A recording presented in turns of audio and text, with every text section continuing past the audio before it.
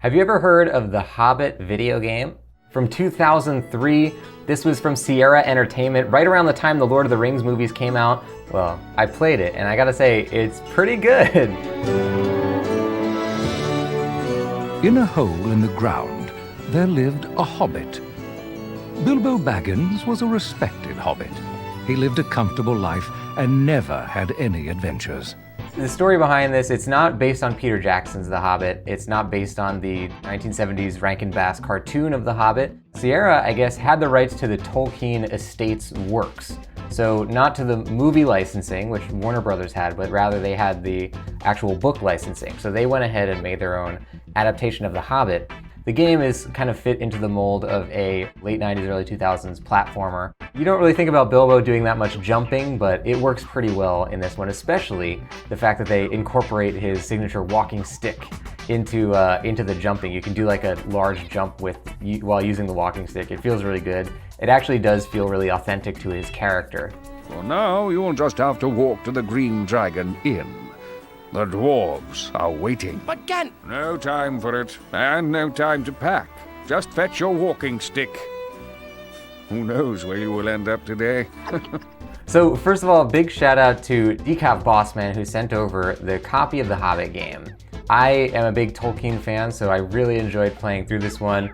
They actually do expand on the storyline in a few key ways. One of the things that I thought was really great, the opening sequence, they actually choose to start the story in a flash forward. Bilbo's dreaming about what might happen during the opening cutscene when he meets the dwarves. The first playable sequence is actually the Battle of the Five Armies. Where am I? Goblins attacking men and elves! What's this? Well, Baggins, you've dreamt your way into this. You'll have to dream your way out. It's kind of that screenwriting thing of like make the first opening of the movie, the first 10 pages, the most exciting part of the movie so people want to keep watching.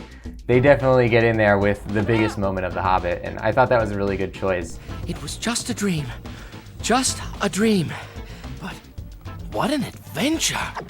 Going forward from that, you're actually in Hobbiton, and what I love about this is it's a pretty sprawling, open version of Hobbiton. There's a lot of life, there's a lot of things going on. You can do different missions for the people around town, you can meet the different dwarves. While it's not an open world, the entirety of Hobbiton is accessible, so it's fun to just walk around and jump on all the buildings and talk to people and stuff. It feels very alive. Thank you, Bilbo. Perhaps you'll be some use to us after all. Now get into the Green Dragon Inn. The others are waiting. Another sequence that I really enjoyed their interpretation of was Gollum'S Cave.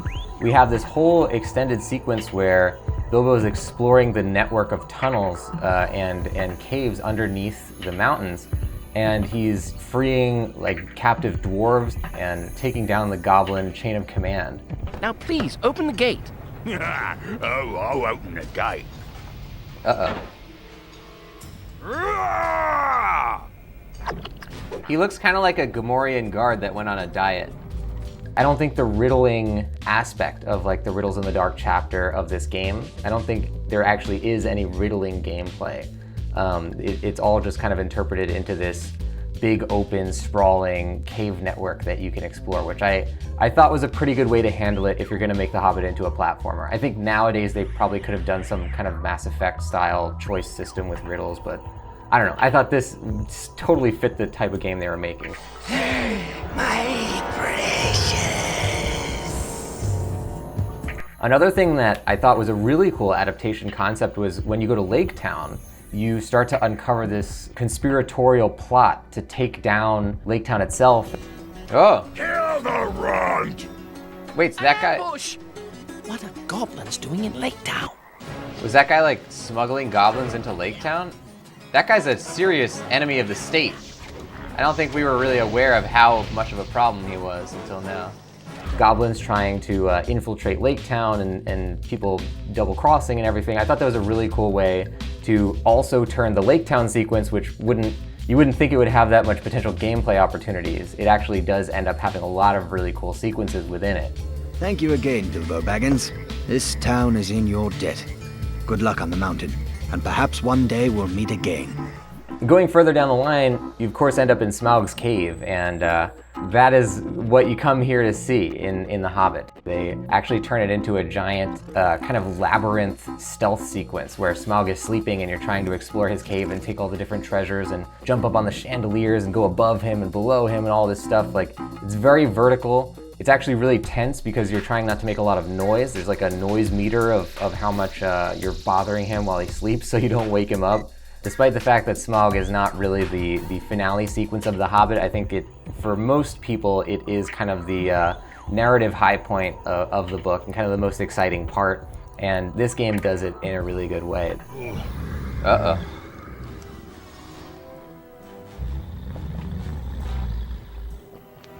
Thieves! Fire! Murder! Of course, if you watched our live playthrough of the Hobbit game, we had a particular quirk where right around the point where we got to Smaug's cave, the game crashed. Okay, so yeah, memory card, error, data may be corrupt. Let's delete this.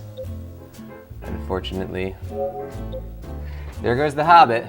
So at that point, I was enjoying the game so much I didn't really mind. I just went back and on stream we played the whole, whatever, 6 to 8 hours again.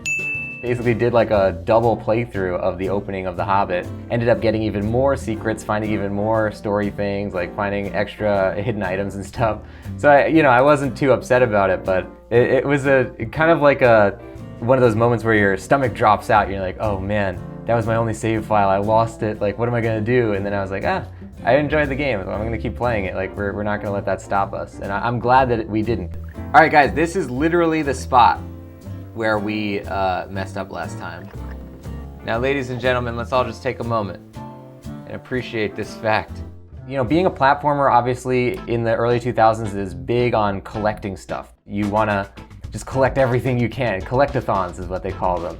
And they sort of turn the Hobbit story into a collectathon, where the way that they handle it is actually really smart, I thought. You're collecting these diamonds all along the ground that they call courage points, which essentially, as you get more of them, they fill up an XP meter, and then when you level up, you get more health bars on your character. That's pretty normal. But the way that the implications for the storyline, I thought were really smart. Like, as an adaptational concept, Bilbo, starting out in the Shire, doesn't have a lot of courage. That's the point of the Hobbit story.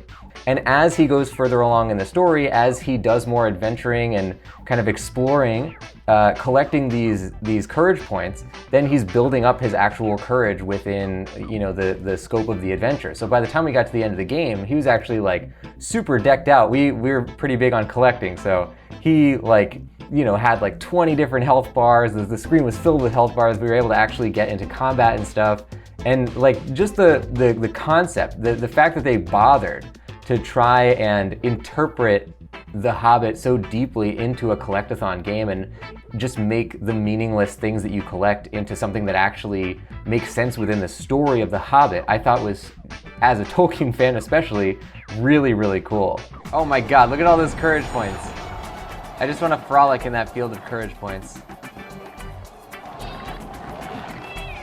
I can't resist! Oh, yes. Look at that. Yes, yes, yes, yes, I'm frolicking. The Hobbit game, you can't really get it digitally. It's available for PS2 and GameCube, so local game stores, go take a look for it if you have the ability to play a PS2 or GameCube game. eBay, Amazon, I recommend it. If you like classic platformers, especially if you like the Hobbit story, it's certainly worth a look.